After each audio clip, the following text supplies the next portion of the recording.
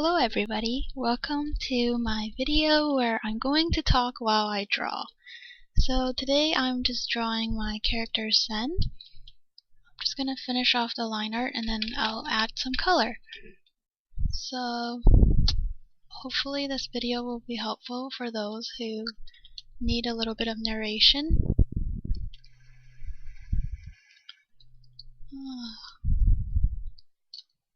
Really bad at doing neat line art.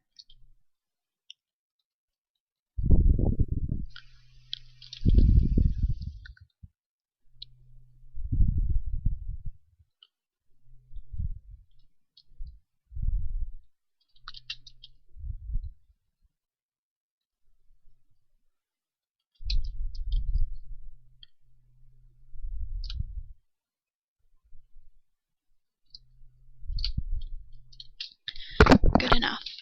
Alrighty, so I make a second layer underneath the line art, and that's going to be where I color, and I like to use marker brushes when I color. So I start with skin, and I choose my base skin tone and just brush it on.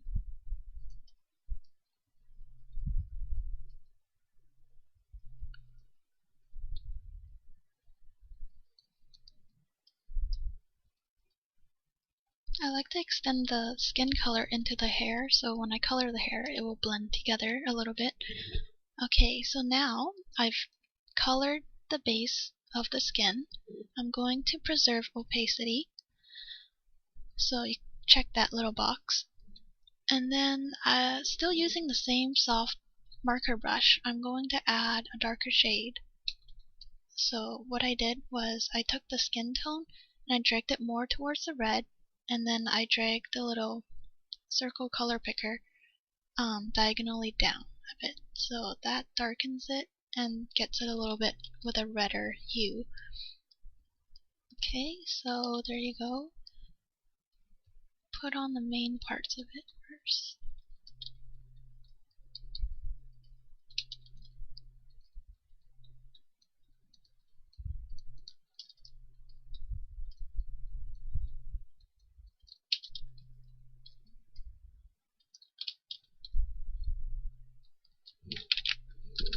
Color the lips a little. Okay, now I'm going to use this brush, which is very diffuse. You can see that it's kind of like a airbrush kind of brush. Anyways, I'll link the settings for the brushes in the description below.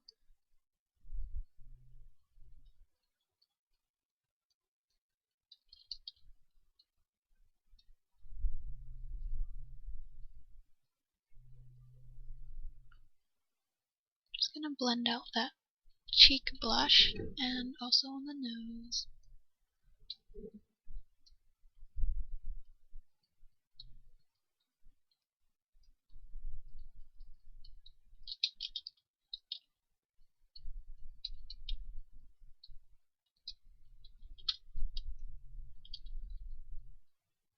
So again, now I want a more redder hue, so I'm gonna turn this color down towards red and choose a more saturated red. Go back to the first brush, the watercolor brush. So apply that color. Apply a bit on her lips. I'm going to blend that out. And optionally, you can put some on the nose as well. And in the darker areas of the shadows. Actually, no, I'll use a darker red for that. Okay, there we go.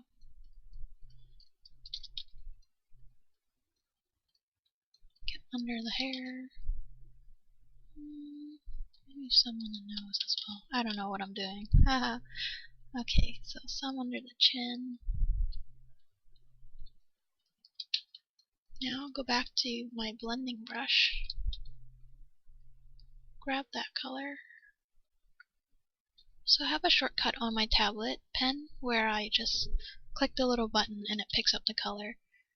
You might want to do that if you have a pen, or you can set a shortcut key on your keyboard. Okay, blend out. Sometimes I blend it out too much, so I grab the original color and just bring that shading back. There we go. Okay.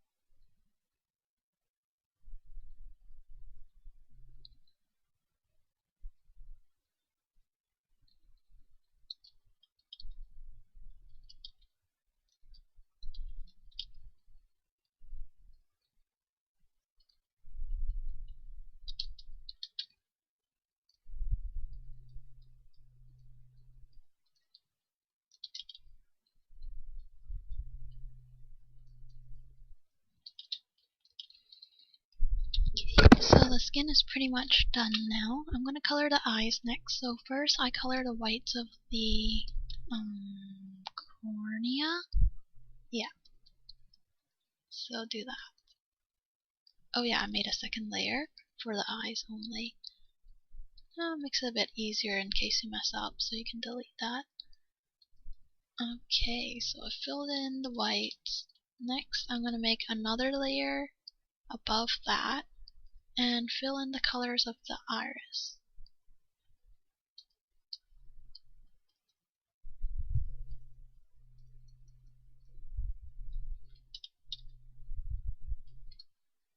Oops. Okay. She has blue-purple eyes, so I'm gonna add some purple as well. Use a hairbrush to add that. Nice. Okay. Now with your layer locked, oh yeah, I locked it earlier. I'm going to use my regular marker brush and add in the darker pupil. So you just do that.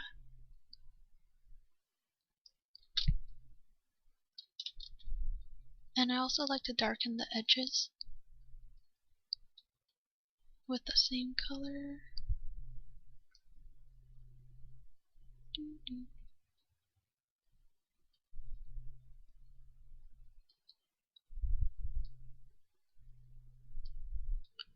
Get some blue in there. Yeah. Okay. Still not dark enough, so I'm gonna grab a darker purple and add that. If it looks too harsh, I usually use a soft brush again and just add that. It blurs it out a little. One more dark layer.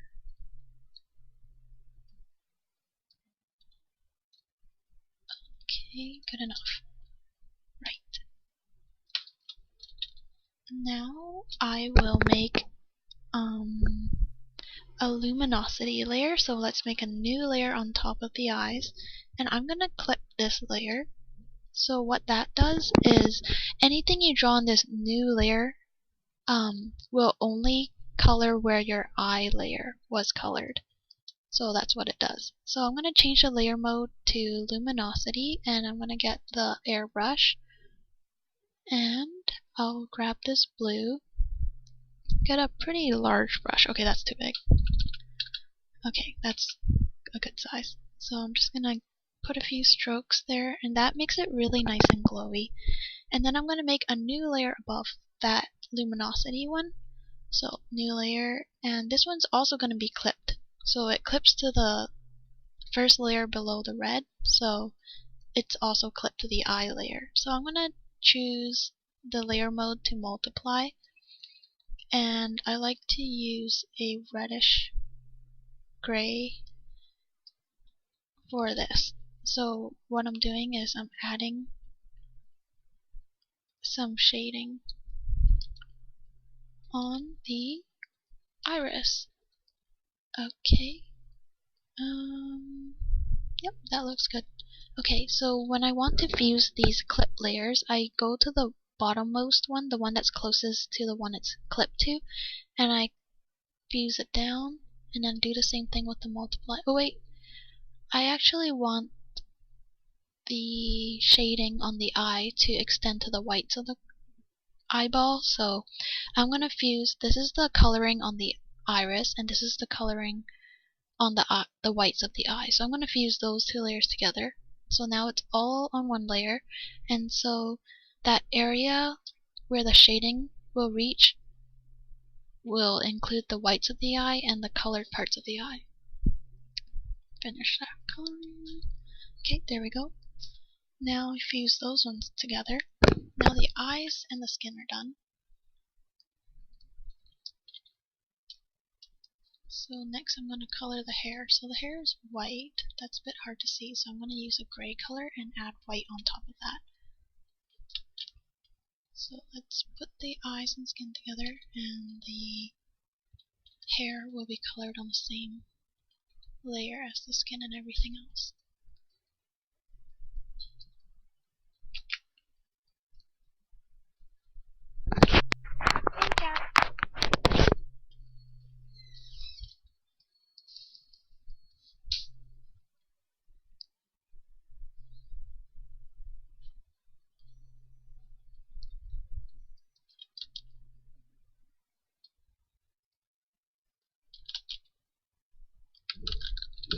So I set a shortcut on my keyboard that allows me to grow and shrink the size of the brush, and it's very handy. And how you would set up shortcuts is you go to Others. Sorry. You go to Others, Keyboard Shortcuts, and then basically you look for the key that you want to use on the keyboard for the shortcut, and then you click on it to select it, and then now you choose the function that you want that key to have. So, let's see. I forgot where everything is, but basically you just explore all these menus and you figure out what you want that key to do. So you do that, and then you choose it, and then you click OK, and there you go.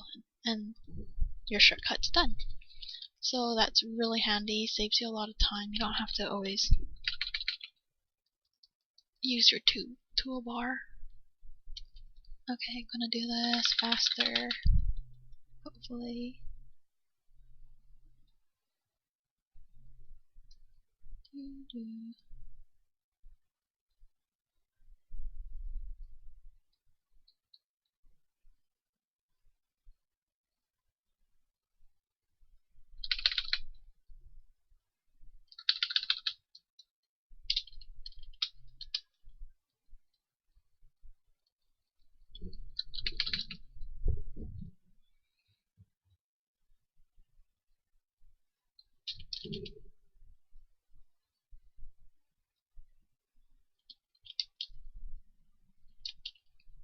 When you're coloring big areas, you would probably want to select the area within the line art, but my line art's so messy it's hard to select all the little pieces, so I just do it manually.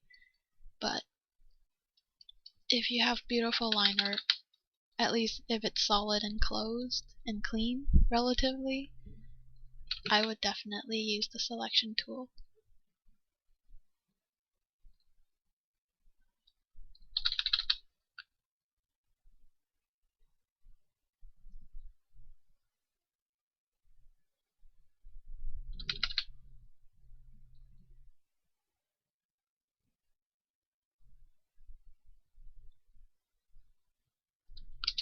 Okay, finally. Oh, okay, no, I missed some parts. Okay, that's good enough. Now I'm going to preserve transparency and choose a white for the hair, and I'm just going to brighten the parts. I like to leave a little dark highlight band. Well,